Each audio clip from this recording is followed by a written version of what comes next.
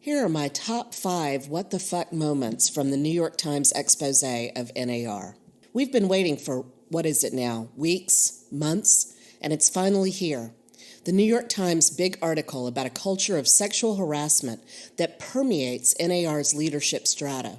If you haven't read it already, run, don't walk, read it all. Write thank you letters to all the brave women quoted there, then come back and let's talk. Obviously, there's a lot to unpack, and the repercussions of this will and should go on for years to come. But for today, for right now, here are the 5 things that made me sit up and take notice. Things that even I didn't know after scores of discussions on this topic over the past weeks and months. Before I begin, let me say that this isn't about the gross come-ons or vulgarities. Those are in the story, and they're a lot. But I'm just looking here at the facts of the reporting and the way that the story is being told. Number 1. The New York Times story is looking at a lot of folks, not just Kenny Parcell. Yes, Parcell is a big part of this story, but reporter Deborah Kamen goes out of her way to show that this is a systemic issue and goes further than his alleged behavior. There's information about the culture at Move Incorporated. There's talk about behavior at events. This is not an isolated incident. Number 2, the sheer number of people speaking out is kind of amazing. The top of the story has this note. Deborah Kamen spoke to more than 25 members, employees, and former employees of the National Association of Realtors, traveling to both Chicago and Washington, D.C. while reporting this story. Further in, it says this. Within the organization, known as NAR, and its affiliates, 29 employees and former leaders told the New York Times that even after years of complaints of sexual harassment, discrimination, and retribution by Mr. Parcell and other leaders, little changed. According to sources close to the Times, it's my understanding that the number of people who spoke on background to Kamen number close to 100. And that's the first story. Imagine how many more people will start to come forward. Number 3, many of the women who spoke up are over 50. As a Gen Xer, I've struggled with the way that women my age have often stayed silent in the face of abusive systems and organizations, allowing more vocal and active millennial and Gen Z women to draw boundaries we should have drawn years ago. That is not the case here. Many of the women who spoke on the record, both within and outside of the organization, are over 50. One of my favorite passages comes from 69-year-old Kaki Liebert, and I'm sorry if I'm pronouncing that wrong. Harassment has become ingrained in NAR culture, said Kaki Liebert, 69, a Texas realtor who served on NAR's leadership board last year. At conferences and official NAR gatherings, she said, she saw Mr. Parcell ostracize female realtors who failed to flatter him, behavior he did not repeat with men. Quote, I've seen up close and personal how people are treated, and it made me sick to my stomach, she said, end quote. I am so glad that these women are taking a leadership role in this conversation. I hate that it has taken so long for the industry to get past its culture of denial and boys will be boys bullshit.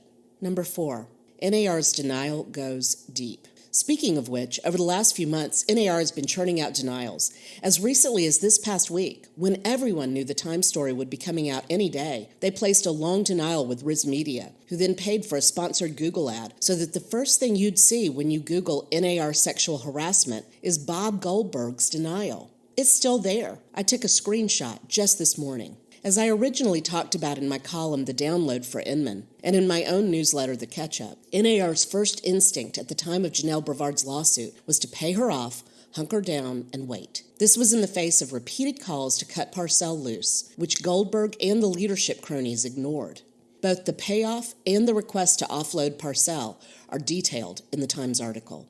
Goldberg is quoted in the article, so he and leadership clearly knew what was coming down the pike. Quote, when asked in an interview if the organization has an issue with sexual harassment, the NAR chief executive, Bob Goldberg, said, I would not characterize it as a problem, end quote. They chose to double down and wait it out. Are they also going to choose to spend members' money to continue going down this road, even in the face of bombshell lawsuits that are poised to upend the industry and individual members' businesses? Number 5, blame the victim was baked right in. According to the article, far from holding men accountable, NAR's own guidance was all about putting the onus on women to protect themselves. Kamen details harassment training that included the following. Quote, as recently as last summer, the organization's guidance on harassment put much of the burden on victims to prevent unwanted behavior. And this is a quote from the training itself. Should a member, colleague, vendor, or other attendee refer to an employee as sweetheart, or honey, the employee may inform that individual that they would prefer they use the employee's name. The group's Human Resources Department announced in new protocols for conferences and gatherings. These guidelines also included this quote, "Staff should avoid going to anyone's hotel room," and another, "Physical contact with anyone is never required," end quote. Of course, this is the same old compost women have heard for years. What were you wearing? What did you say? What did you do? What were you doing out that late? Did you lead him on? Why didn't you say no?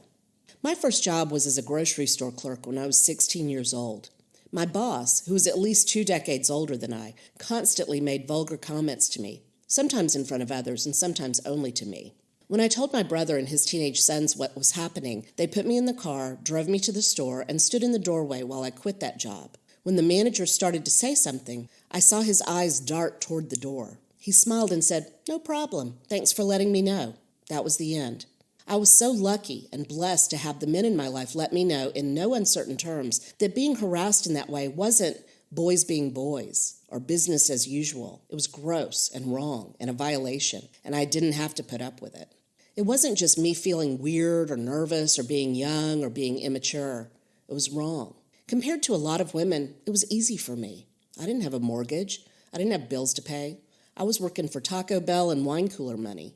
No woman should have to be subjected to harassment because she's at work, or because she's a woman, or because she's pregnant, or because she's unmarried, or for whatever messed up reason these men convince themselves they can talk this way and act this way. I'm so proud of the women in this article. I hope that more women speak up and speak out. You and I know there are more. They're in local and state associations as well. They're in brokerages and on teams.